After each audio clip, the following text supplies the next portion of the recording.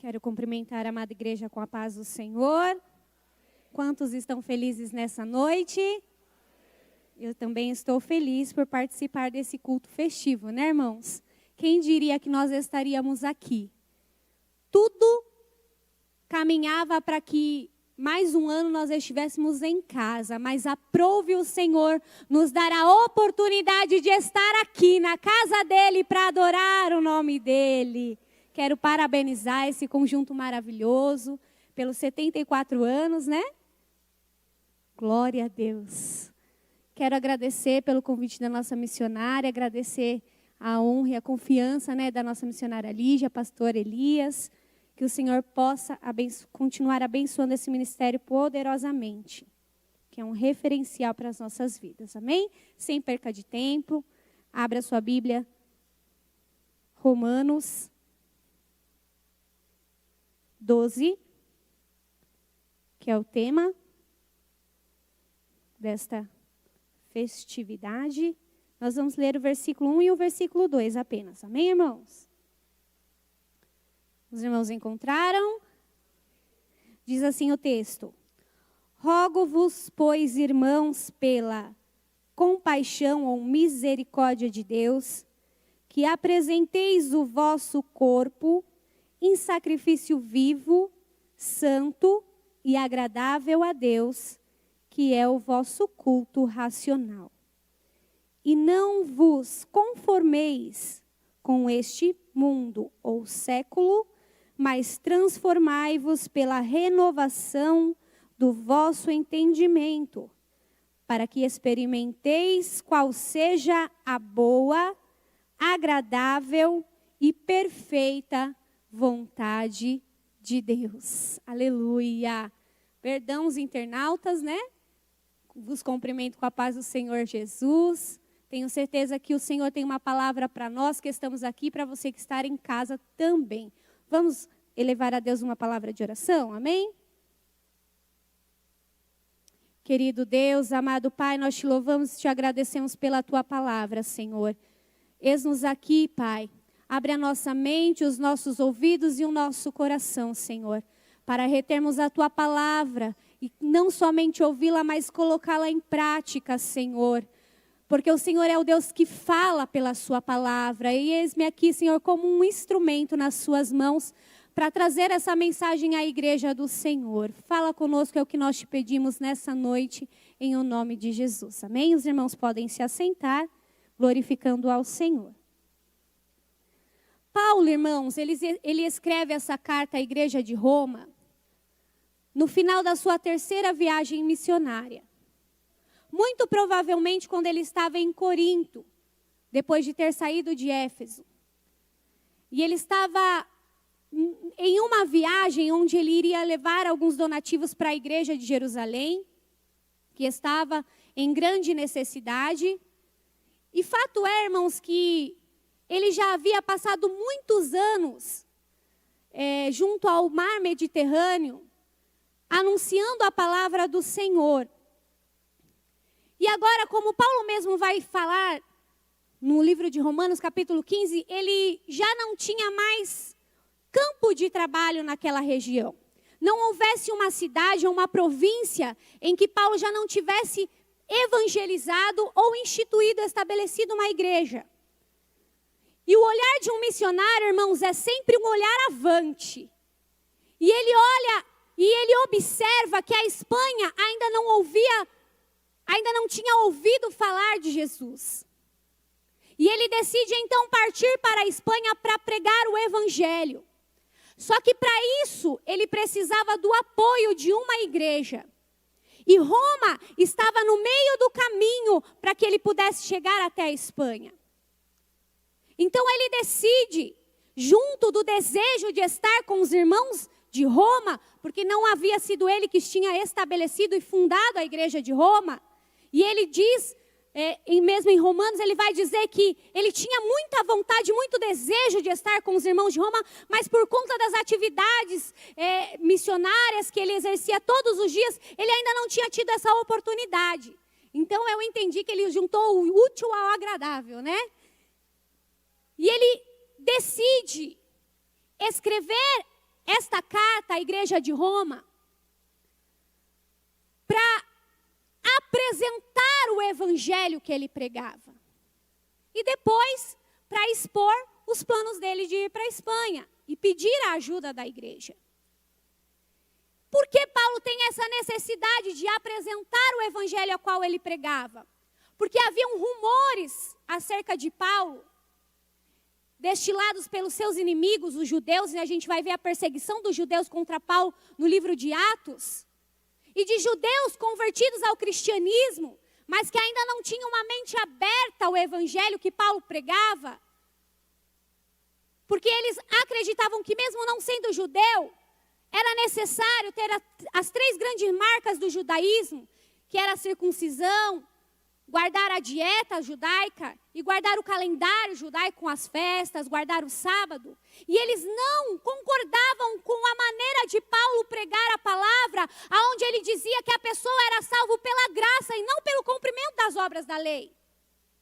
Então eles falavam que Paulo era um falso profeta, que ele falava contra Moisés, entre outras coisas, e tornava a vida de Paulo complicada, difícil. Então, Paulo, ele decide escrever essa carta aos romanos para apresentar o evangelho que ele pregava. E ele vai fazer isso de forma lindíssima. E ele vai agora estabelecer uma forma doutrinária de apresentar o sacrifício de Jesus na cruz do Calvário, para que hoje nós fôssemos salvos. De uma forma doutrinária e teológica belíssima, irmãos. E aí, no capítulo do 1 ao 11, ele vai apresentar Jesus, o seu sacrifício, e a salvação que nos é proposta pelas misericórdias de Deus. Ele vai fazer isso em uma linguagem mais teológica e doutrinária, só que quando ele chega no capítulo 12, Paulo muda a forma de falar. Ele vai então entrar na segunda grande parte dessa carta, onde ele diz agora que não somente viver a doutrina ou a teologia que foi proposta até o capítulo 11, mas eu preciso aplicá-la na minha vida pessoal. Eu não posso apenas ter teologia e não aplicar o que a teologia me transmite para a minha vida cotidiana. Teologia e vida prática andam juntas, caminham juntos. Em contrapartida, é a teologia que me ensina qual é a maneira de eu viver depois de ter entregado a minha vida a Cristo. Então, são coisas que caminham juntas. E a gente vê por aí muita teologia e pouca aplicação prática daquilo que nós aprendemos. E ele vai apresentar isso, fazer essa transição de toda a doutrina que ele aplicou sobre a obra da salvação até o capítulo 11, para agora o que isso implica na minha vida pessoal. E aí Paulo ele vai começar essa segunda grande parte fazendo um apelo à igreja de Roma. E ele vai dizer, rogo-vos, pois. O pois aqui, irmãos, faz toda a diferença. Porque o pois vai dizer tudo aquilo que eu lhes falei até o capítulo 11. Eu vou lhe pedir agora que você aprenda mais um pouquinho. Mas agora em o que isso implica na sua vida pessoal. E como você vai se comportar a partir daí. Em forma de gratidão ao sacrifício feito por Jesus na cruz do Calvário. E aí ele vai dizer, rogo-vos, pois, irmãos, pela compaixão de Deus ou pelas misericórdias de Deus, porque foi pela misericórdia e pela graça de Deus que nós somos salvos, que apresenteis o vosso corpo. Paulo ele está se referindo ao culto do Antigo Testamento, aonde se chegava e trazia um cordeiro para ser apresentado como um sacrifício. Só que uma vez que Jesus morreu na cruz do Calvário, eu não preciso mais trazer o cordeiro. Eu apresento a minha vida a Cristo como um sacrifício vivo. A palavra apresenteis, ela tem um sentido lá no culto antigo, quando a pessoa chegava com a oferta, entregava na mão do sacerdote, ela não podia voltar atrás, irmãos. Ela não podia ir lá, pegar de volta o cordeiro das mãos do sacerdote e falar, não, me arrependi, não quero mais. Aplicando para depois da morte de Jesus Cristo, uma vez que eu me apresento com o meu corpo, eu me entrego a Deus, eu não posso mais voltar atrás. Eu já fiz a minha entrega, a minha escolha. E diferentemente do sacrifício do cordeiro, que era involuntário, eu fiz isso voluntariamente. Então, uma vez entregue a Cristo, você é de Cristo. E aí ele vai dizer, apresente o vosso corpo. E corpo é o corpo todo, viu, irmãos? Não é só o coração. É o corpo todo. Apresente o vosso corpo. Vamos pensar junto, irmãos? Se eu apresento o meu corpo, é ele por completo. Porque vamos aplicar isso para a nossa vida cotidiana. Eu acordo. Quem estuda vai para a faculdade. Vamos tomar um exemplo de quem vai para a faculdade. Eu acordo e vou para a faculdade, vou usar a minha cabeça, a minha mente. Só que a minha mente, ela não vai caminhar sozinha até a faculdade. O meu corpo vai junto. Vou sair para trabalhar. Não é meu pé que vai sozinho trabalhar. É o meu corpo. Então, quando você se apresenta a Deus, é de corpo, alma e espírito. É um todo.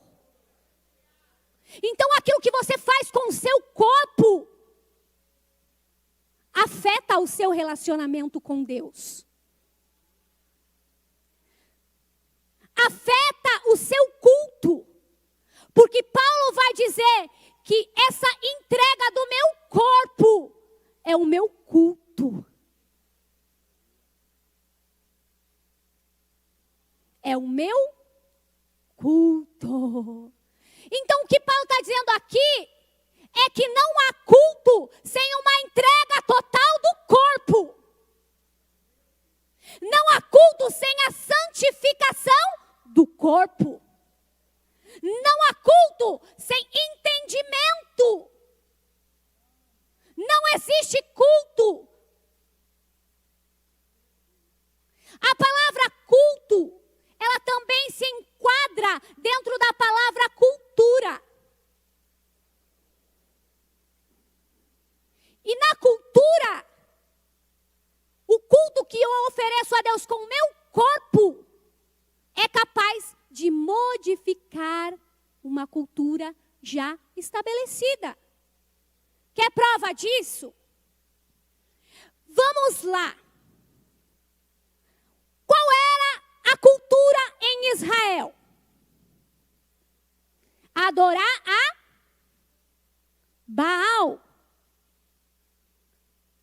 Elias observa aquilo e vê um monte de pessoas prostradas adorando a Baal. Ele diz, não, nada disso. Vem cá, reúne o povo, repara o altar, ora ao Senhor. Cai fogo do céu, consome o sacrifício. E no final de tudo isso, não, Baal não, só o Senhor é Deus, só o Senhor é Deus. Esse era o culto de Elias. Então a forma com que eu cultuo ao Senhor com o meu corpo, ela influencia o sistema deste mundo. Sabe o que quer dizer isso nas questões práticas? Quando você está lavando a louça e você está cultuando ao Senhor com a sua boca, você está influenciando um sistema mundano.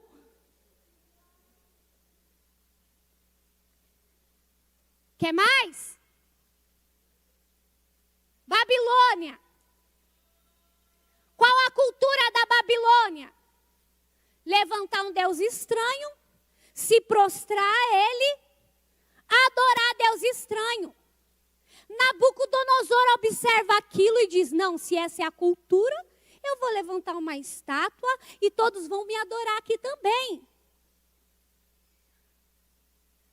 Todo mundo se prostra ao culto à estátua de Nabucodonosor. Só que lá existiam 3 pessoinhas que não mudaram a sua forma de culto. Misael, Ananias e Azarias não curvaram o seu corpo para adorar a estátua do rei Nabucodonosor.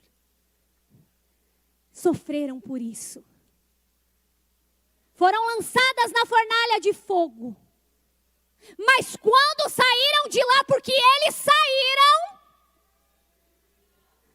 uma nova lei é proposta. Ei!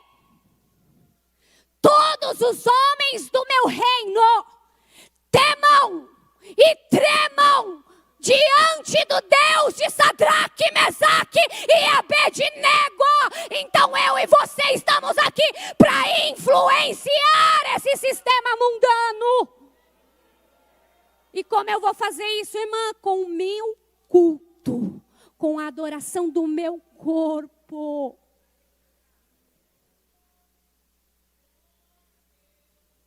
Aleluia, arabaia.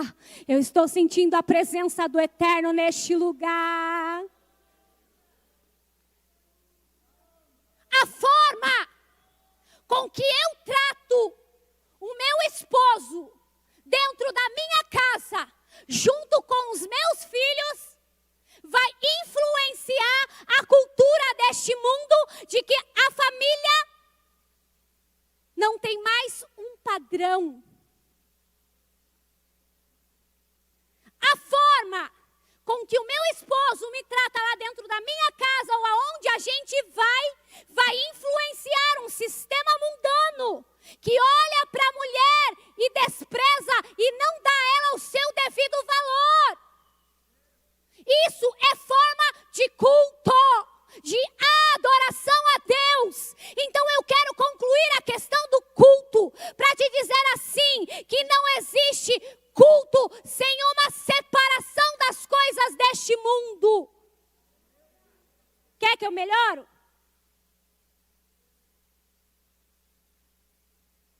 O culto que Paulo vai dizer aqui é o culto racional. Logique. E não é um contraste da razão e a emoção, não é isso. O culto lógico que Paulo está dizendo aqui é o culto que eu adoro aqui dentro, levanto a mão, glorifico, saio no mistério porque eu também gosto disso. Mas quando eu desço as escadas da minha igreja, eu não estou falando mal do irmão, não estou falando mal da irmã, não estou murmurando porque o culto acabou tarde. Esse é o culto racional e inteligente. Tem que haver uma coerência do culto que você apresenta aqui dentro com o culto que você apresenta lá fora.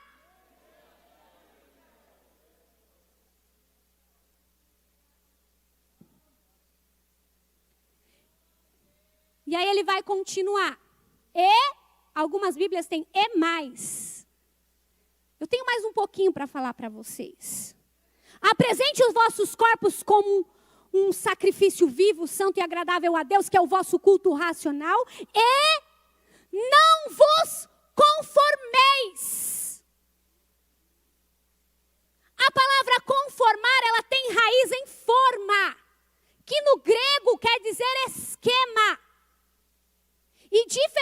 que a gente pensa quando a gente lê aqui, não vos conformeis. Ah, então eu vou protestar contra o pecado.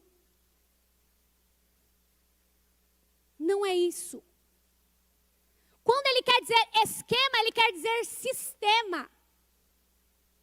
Então o que Paulo está dizendo aqui é não vos conformeis, ou não se adequeis ao sistema deste mundo.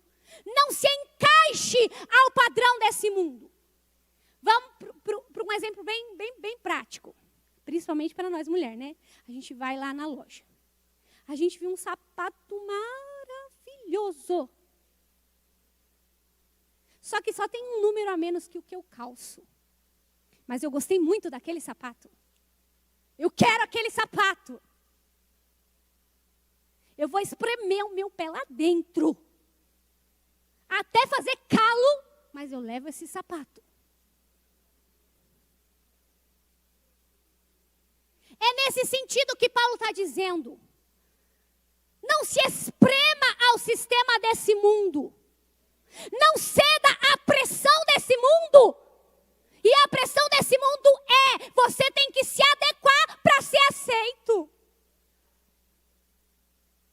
E aí eu me adequo, porque eu quero ser aceito, eu quero ter curtida nas redes sociais, eu quero...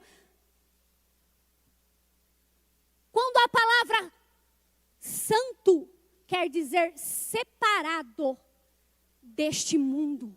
Você não é deste mundo. Nós estamos aqui numa fase de transição. A minha casa é no céu. A tua morada é no céu. Então eu não posso me encaixar no sistema mundano. Oh, glória. E não vos conformeis com este mundo ou com este século, porque é o sistema mundano. Mas, transformai-vos. A palavra transformai-vos, ela também tem a raiz em forma. Transformar, forma. Só que no grego ela já quer dizer outra coisa. Ela quer dizer metamorfos. E o sentido aqui é diferente.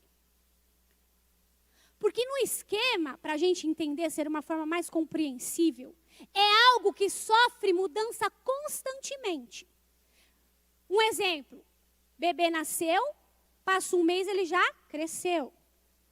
Passa 9 anos, ele já está diferente, mudou. Então a palavra conformeis é nesse sentido. Algo que está mudando constantemente. E o mundo é assim. A gente vive no sistema, o sistema mundano que rege aí fora é de relativismo.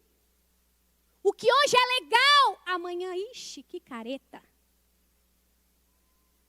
O que hoje é bom aos nossos olhos, amanhã, não está legal.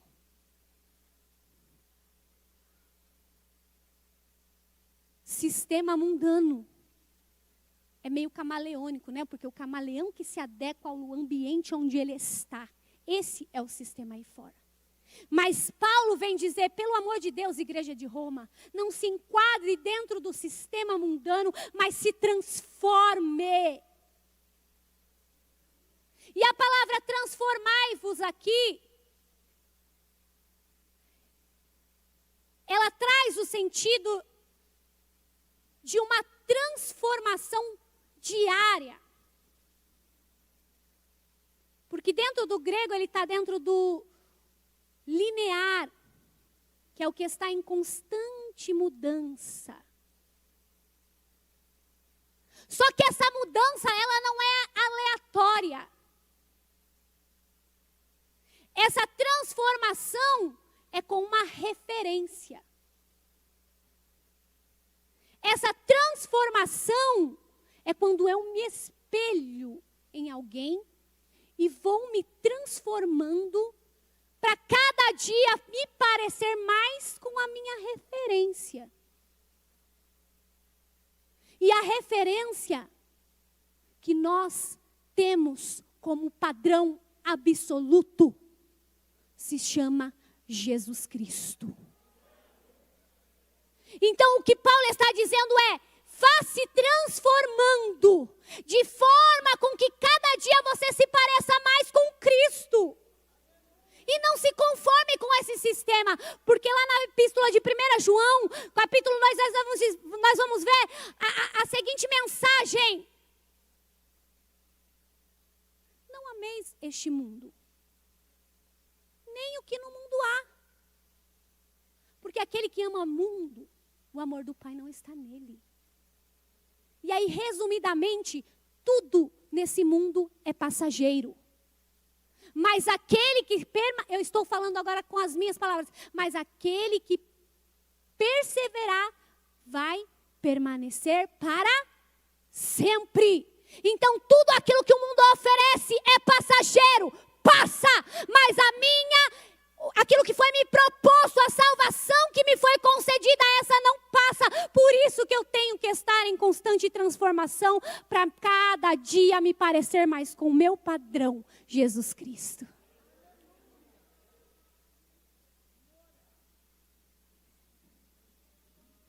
E quando a gente olha para o padrão Jesus Cristo, voltando agora para a questão do culto, é por isso que nós pentecostais, irmãos, a gente vem para dentro da igreja e a gente não consegue ficar quieto. Tem gente que adora, amém, glória a Deus, aleluia. Isso é aceito. Mas pentecostal não, irmãos. Pentecostal tem a necessidade de adorar ao Senhor com o seu corpo.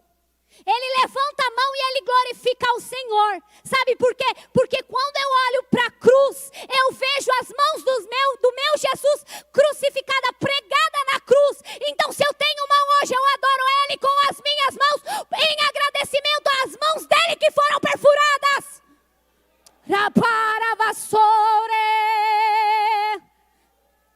Se eu adoro a Deus com os meus pés, caminhando e evangelizando, é porque um dia, lá na cruz do Calvário, os pés dele foi pregado. Se eu abro a boca e glorifico a Deus, é em agradecimento, porque quando ele estava na cruz, ele levantou a sua voz e disse, está tudo consumado. Então, irmãos, eu não sei se você veio aqui para oferecer o seu melhor culto, mas se eu fosse você, eu já começava a agradecer, levantava minhas mãos e agradecia, erguia minha voz e adorava Ele, pelo sacrifício que Ele fez na cruz. Paulo, a palavra transformai-vos, ela não vai me arremeter que a transformação que eu preciso fazer continuamente seja por parte de Deus. Mas eu preciso me esforçar para me transformar todos os dias. Tem que haver um esforço da minha parte para que eu seja transformado.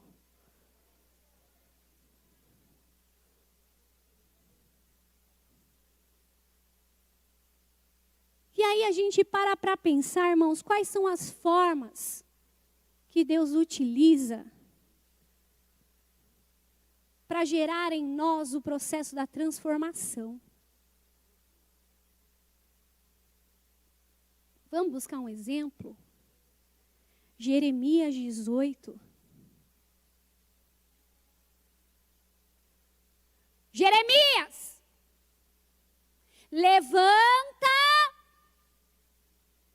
desce a casa do oleiro, porque lá eu vou te mostrar o processo de transformação do vaso. E qual é o processo de transformação do vaso? Quando Jeremias chega na olaria, ele observa que o oleiro está trabalhando no vaso, né? Está trabalhando no vaso e de repente o vaso quebra na mão do oleiro. Não é a mão do oleiro que quebra o vaso. É o vaso que se despedaça na mão do oleiro. O vaso despedaçou. Então eu entendo que Deus lá nos altos céus, ele não fica caçando forma de mandar tribulação para nós, não. É nós que pega a tribulação com as nossas próprias mãos. E aí ele só vai entrar no cenário a hora que tiver que consertar tudo aquilo que a gente tomou para nós. Mas no processo de transformação, o vaso vai vivenciar a obra do oleiro, não a obra dele mesmo. E não vai ser do jeito que o vaso quer, vai ser do jeito que o oleiro quer trabalhar. E no processo da transformação do barro para o vaso, depois dele ter despedaçado na mão do oleiro, ele vai ter que ficar de molho na água de novo, para voltar a ser barro. E aí ele fica de molho.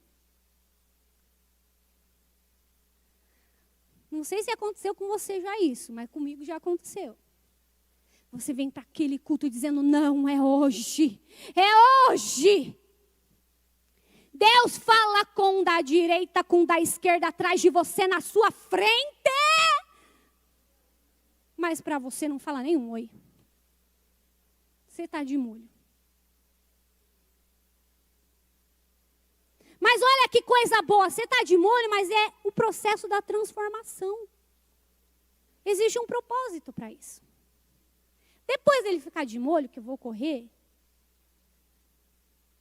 o processo é o barro ser pisado. Está de molho, agora vai ser pisado. E às vezes, Deus permite com que o vaso, o barro, seja pisado para que gere nele transformação. Vai comendo aí, que eu vou comendo aqui. Depois de ser pisado, ele vai para roda ou para forma. E aí quando ele está na forma e o oleiro começa a moldar o vaso quer ser magrinho, mas o oleiro quer gordinho. O vaso quer ser mais achatado na parte de cima, mas o oleiro quer retinho. Então, no processo, quando eu estou na forma do oleiro, eu não vou ser formado da forma com que eu quero, mas da forma com que Ele planejou para mim. Vai para a forma. Na forma, quando ele já tem o formato que o oleiro escolheu para ele, ele ainda vai colocar umas presilhas para segurar os moldes do vaso. Para espremer e ficar no formato certinho que ele escolheu.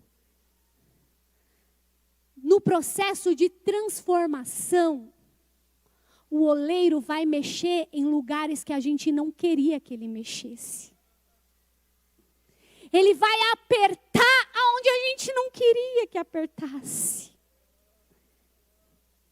E eu vivenciei um processo de transformação que eu só descobri, missionária, agora quando eu passei a meditar nesse texto. Eu tinha uma ideia padronizada na minha cabeça. Não sei se eu posso falar o nome da escola aqui, mas eu vou. Eu queria que os meus filhos estudassem numa escola muito conhecida, que é o SESI. E eu queria muito.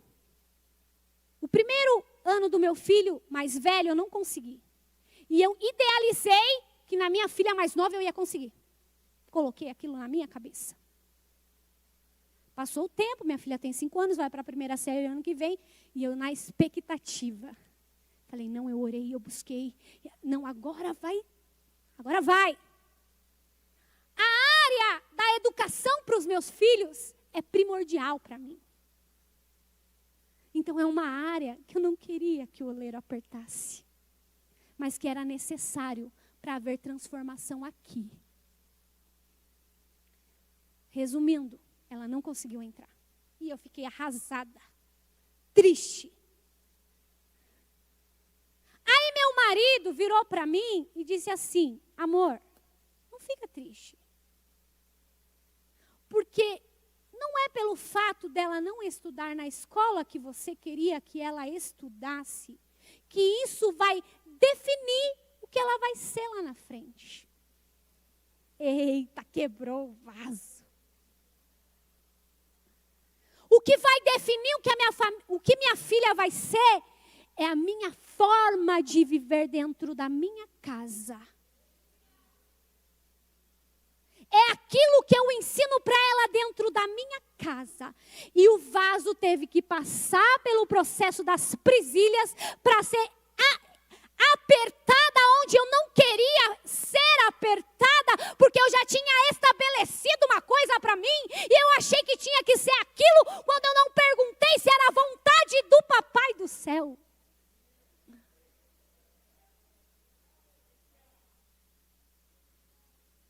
Ele aperta onde precisa apertar para que o vaso chegue ao aperfeiçoamento aos seus olhos.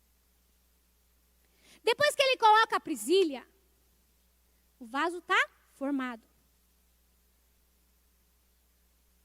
Meu irmão já passou pelo processo do molho, pelo processo da pisadura, pelo processo do molde. Agora o que vai acontecer com o pobre do vaso? Vai para o forno. Não é possível. Vai para o forno. Tem processo das nossas vidas que a gente sente arder até na juntinha do pé. Mas é o oleiro trabalhando, transformando, moldando o vaso. Quando o vaso sai do forno, que ele está prontinho, o oleiro olha para ele. Agora sim. Agora está bonito. Agora chegou na forma que eu queria. E aí ele vai e coloca na mesa ou no móvel, coloca no lugar de destaque, coloca flor. Nossa, ele está apreciando a obra das suas mãos.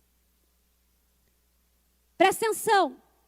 Mas ai daquele que chegar na sala ou na mesa do oleiro, pegar o vaso e mudar o vaso de lugar. O oleiro vai ficar, vai arrumar confusão com o oleiro. Sabe por quê, irmãos? Porque o tempo do molho passou. O tempo da pisada também passou. Então deixa o vaso aonde ele está. Porque ele já passou pelo processo da transformação, da pisadura, do molho. E agora ele já chegou aonde o oleiro projetou para ele estar.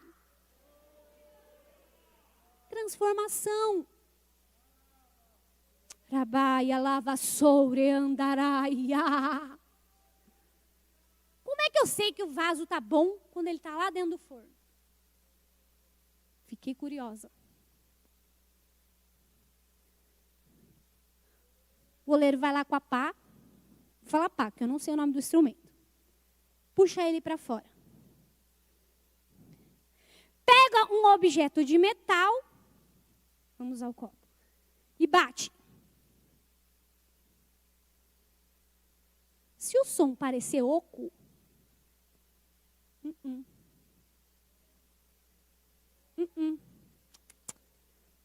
vai para o fogo de novo.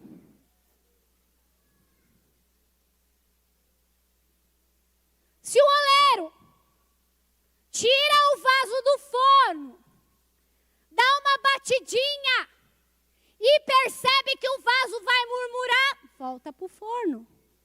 Não está pronto. Agora ele bate de novo. metal. Tum. Ecoa. Tá bom. Tá joia. O que quer dizer isso? Se o oleiro tirou o vaso do forno, deu uma batidinha e o vaso adorou e glorificou, tá bonzinho. Porque ele já foi transformado. Porque agora ele não tem mais um coração murmurador. Ele tem um coração adorador.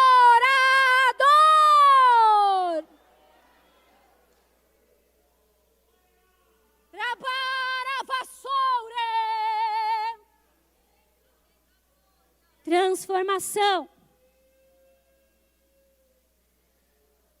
Essa transformação, ela tem que ser pela renovação da sua mente. Aonde o maligno ataca, né? E é por isso que a Bíblia, ela vai cuidar da nossa sanidade mental. Porque o maligno ataca a mente. A mudança, a transformação, ela tem que vir daqui, ó. Da nossa mente. Eu gosto de exemplificar. Vamos lá para o porquinho. A gente tem um porquinho de estimação. E aí a gente tá lá na nossa fazendinha. O porquinho tá todo sujo, por quê? Ele fica na lama, né? Tá lá sujinho. A gente pega o porquinho, leva no pet shop, dá banhinho nele. Fica limpinho, cheirosinho. Gravatinha. Volto para minha fazendinha. Solto o meu porquinho. Para onde ele vai? Para a lama. Porque é a natureza do porco. Ele gosta de lama. E aí, quando eu estava em casa, me aprontando para vir, eu lembrei, missionária, que quando eu era pequena, o meu pai, ele tinha um porco lá no quintal de casa. Eu morava em casa mesmo, meus irmãos, não morava em sítio não, nós tinha porco. Ele chamava Juvenal. 200 quilos, irmãos, do Juvenal. E tinha a mulher dele que era a Rosa. Agora você imagina o Juvenal pulando na lama, irmãos. Era lama para tudo quanto é lado. Eu usei o exemplo do porco, porque ele volta para a lama novamente, porque é o jeito dele. Ele é porco. Agora o que Paulo está querendo nos transmitir é que a mudança, ela precisa entrar aqui na nossa mente. Que uma vez que eu me entreguei a Cristo, eu não peco porque eu não posso pecar. Porque a palavra de Deus vai dizer que tudo é lícito, mas nem tudo me convém.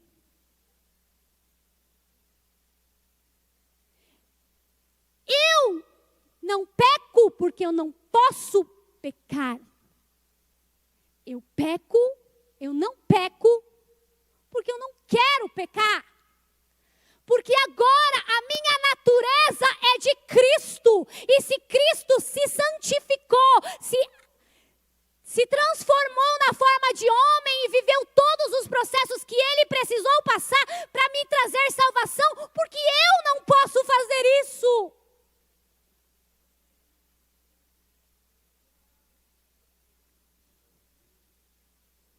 Tem que mudar aqui. E em vez de se enquadrar no perfil desse mundo, se enquadrar no padrão que é Cristo. Aleluia! E qual a finalidade de eu me separar, não me adequar ao sistema do mundo? Qual a finalidade de eu passar pelo processo de transformação que é diário, cotidiano, a gente devia andar com uma plaquinha assim, irmãos, estou em reforma. Porque a gente passa por transformação todos os dias. Às vezes a gente se pega fazendo coisa que a gente falou, meu Deus, mas eu não falei, eu falei que eu não ia fazer isso aí de novo, mas estou fazendo de novo. E Paulo disse isso. O bem que eu quero fazer, eu não faço. Mas o mal que eu não quero fazer, esse eu faço. Então a gente está em reforma. Qual a finalidade de tudo isso, irmãos? Para que a gente experimente qual seja a boa,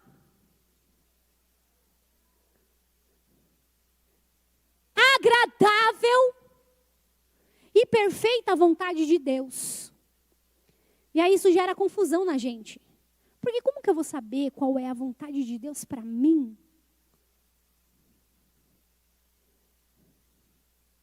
Você não precisa entender.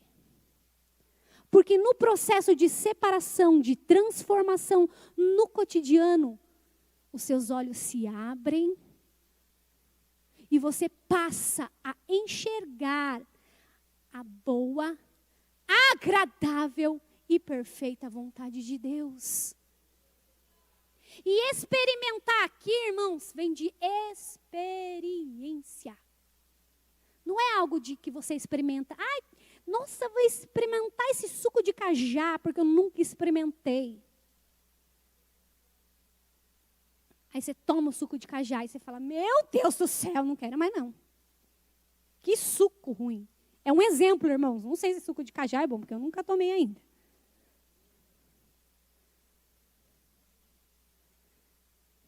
Não é algo que se experimenta. Se experimenta e depois não quer. É experiência.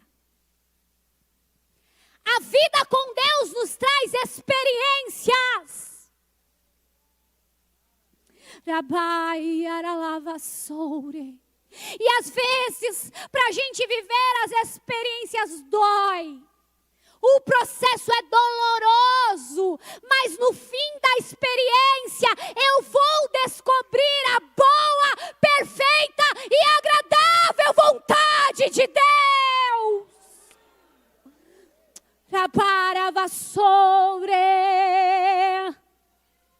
Quando eu estava sentada no meu lugar e apresentou-se as missionárias irmãs, o Senhor falou latentemente ao meu coração e Ele disse, estou eu dando novas experiências às minhas servas. Não sei se a oração de alguma de vocês foi essa. Mas o Senhor me disse, tão certo como vive a presença dEle neste lugar, que há novas experiências para a vida das missionárias desta igreja.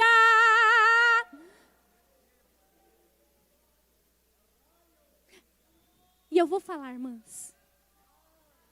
É como se tivesse uma paralisia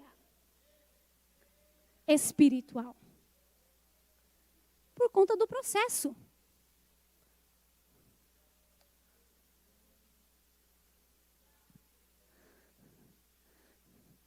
Mas eu gosto de um texto que diz, levantai-vos, ó mulheres, que estais em repouso. E isso é no sentido da paralisia, porque esse texto foi em um tempo que as mulheres estavam preocupadas com outras coisas, com o próprio corpo, negligenciavam suas casas, seus maridos. Não estou dizendo que as irmãs fazem isso, não. É o que eu quero transmitir para as irmãs que o Senhor me disse. Toda a paralisia do inferno está sendo dissipada nessa noite. Porque o Senhor desce com renovo. E Ele desce com experiência. Mas que tipo de experiência, irmã Michele? Há quanto tempo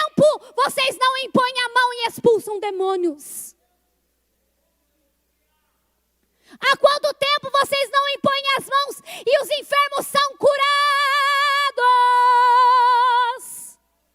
Tem experiência nova, não somente para a vida das missionárias, mas para a igreja do Senhor. E à medida que eu cultuo ao Senhor com o meu corpo, que eu me separo, que eu me santifico, Ele desce com experiência.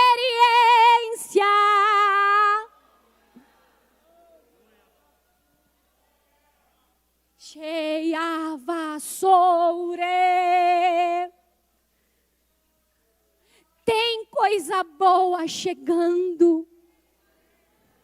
E não é o teu carro do ano, não. Sinto muito se você veio buscar.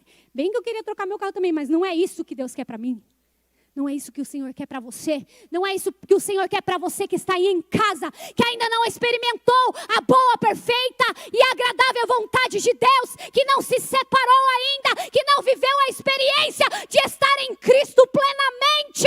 O Senhor está nos visitando com a experiência de ter novamente os dons espirituais no meio da igreja.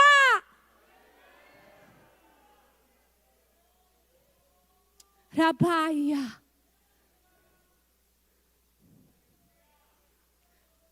Tem renovo para as nossas vidas. Tem experiência nova. Tem tempo novo. Chega de andar com a água só na canela. Vem mais um pouquinho no tornozelo. Vem mais um pouquinho. Vem mais. Mais. Porque eu tenho mais para fazer no ministério de Perus. Eu tenho mais. Eu tenho mais, diz o Senhor. Eu tenho muito mais daquilo que nós olhamos com os nossos olhos e a gente acha que a gente viveu. Oh, nossa, o Senhor tem mais. É por isso que Ele está falando que é necessário nos transformarmos, nos santificarmos, nos separarmos, porque Ele tem muito mais para fazer através de nós.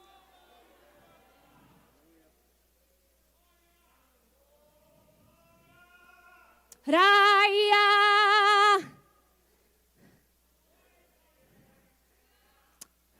Rabaia.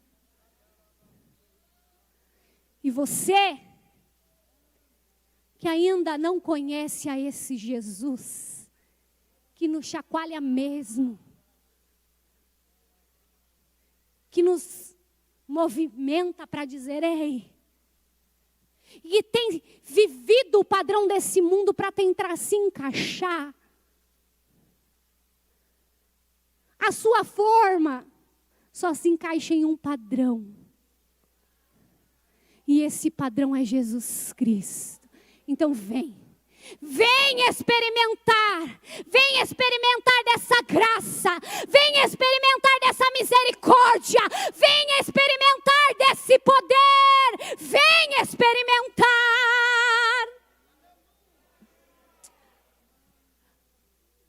A maior renovação que a gente recebe é através da palavra.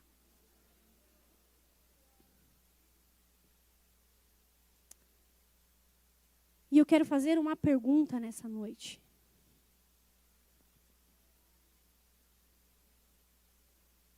Eu quero fazer uma pergunta nessa noite. Se tem alguém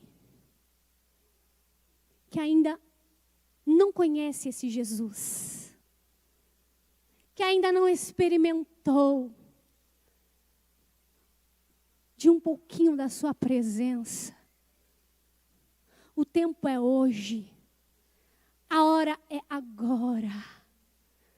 Vem experimentar dessa graça salvadora. O mundo te condena, Jesus te perdoa. O mundo te oprime, Jesus te traz alívio. Ai, o Senhor tem coisa boa para fazer nas nossas vidas. Tem alguém na nave da igreja que ainda não aceitou a Jesus e quer aceitar a Ele nessa noite? Alguém que está em casa, manifeste-se. Acredito que os irmãos já vão contatar vocês aí. Se não tem, que o Senhor conceda uma nova oportunidade, né? E eu quero externar, irmãos, a minha gratidão ao Senhor por estar reunidos aqui com os irmãos e por ter aprendido desta palavra um pouquinho mais. E saia daqui com isso em mente.